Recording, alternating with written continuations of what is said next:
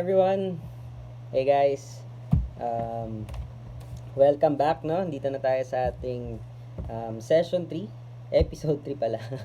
Episode 3 of Make Disciple Makers, and so ngayon we're gonna be talking about how to share your testimony. How to share your testimony. So, guys, no, little bit about testimony.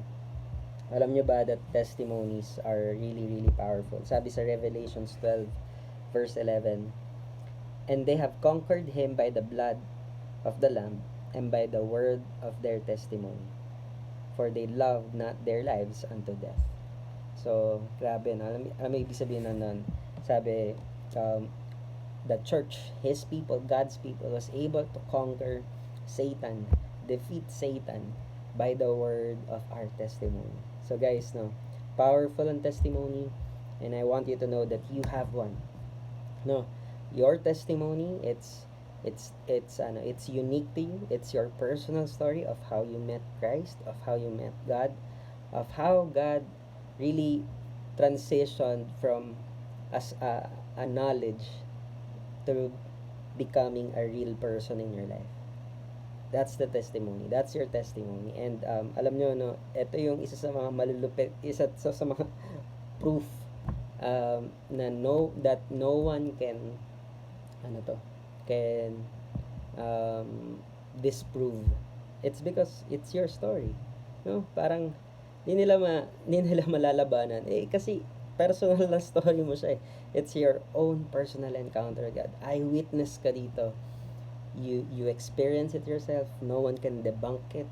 No one can go against it. So it's really, really powerful. I do hope that you do get to prepare and practice and even share your testimony. So there are 3 parts in a testimony.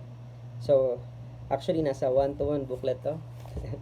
Kung gusto nyo nung detailed explanations, get your 1-to-1 booklet. It's there. So there are 3 parts. First part, briefly describe your life before Christ. Second part, carefully explain how you came to the point of submitting your life to Christ. And then lastly, third, joyfully describe your life since Jesus became Lord. Take more time to explain how your life has changed since you surrendered to Christ. So, unang-una, punta tayo dun sa una. Have a briefly describe your life before Christ. So, ano ibig sabihin nun?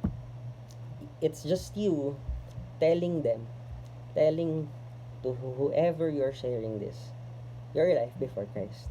No, yung kwento mo ng buhay mo, bago mo nakilala si Jesus, bago mo nakilala si God. So, ito yung kwento mo na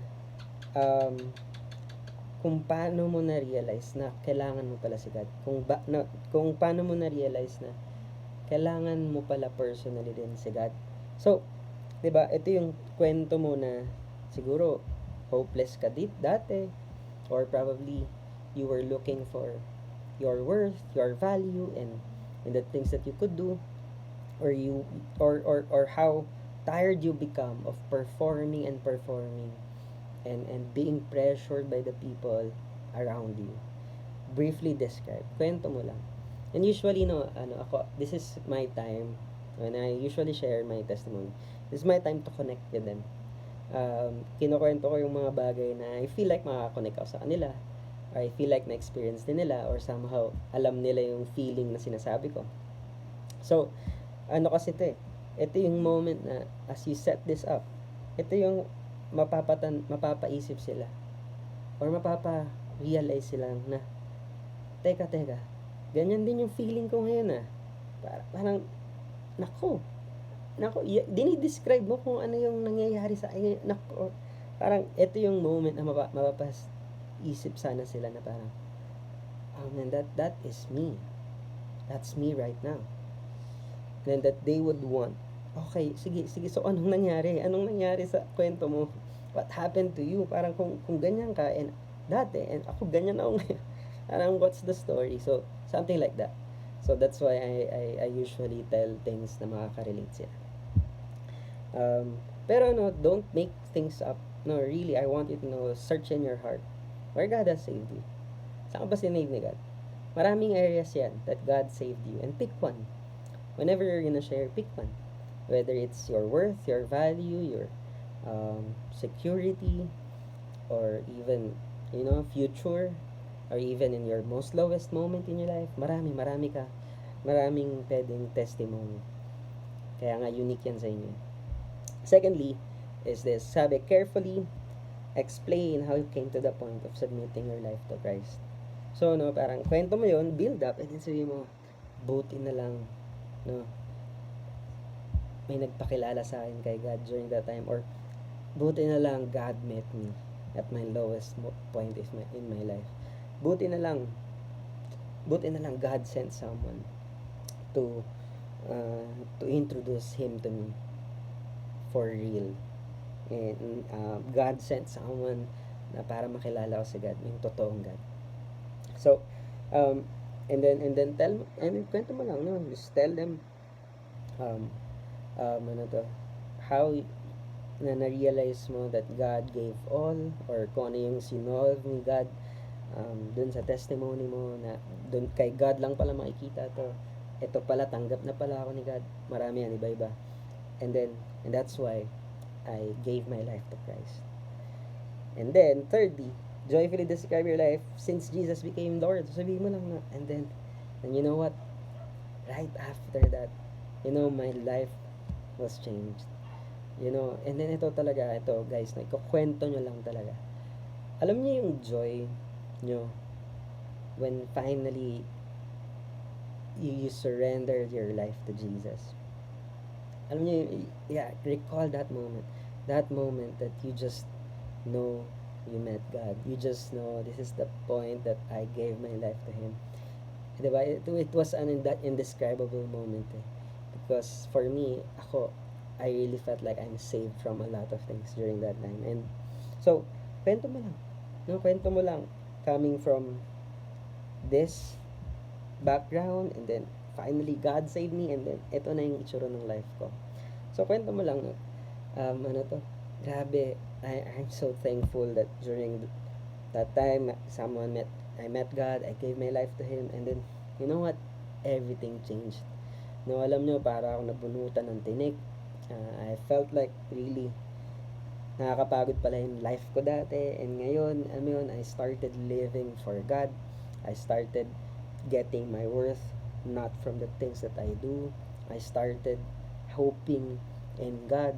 I started giving and putting my trust in God and not myself anymore. And alam mo yun, and then kwento mo lang joyfully. And usually, sana nga ito yung mas mahabang time na masasakop doon sa buong kwento mo. Just a little bit of maganda connected siya, doon sa simula. So, dati, nagte-testify ako, ganyan.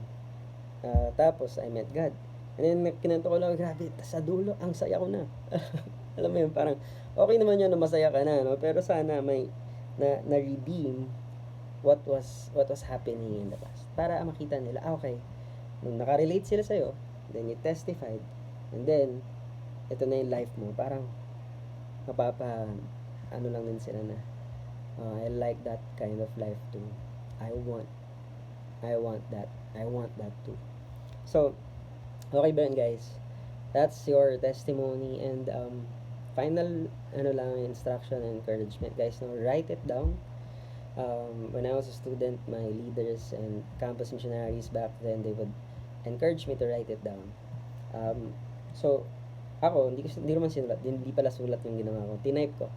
And then, I would go out and preach it and tell it to some of my blockmates, some of my classmates.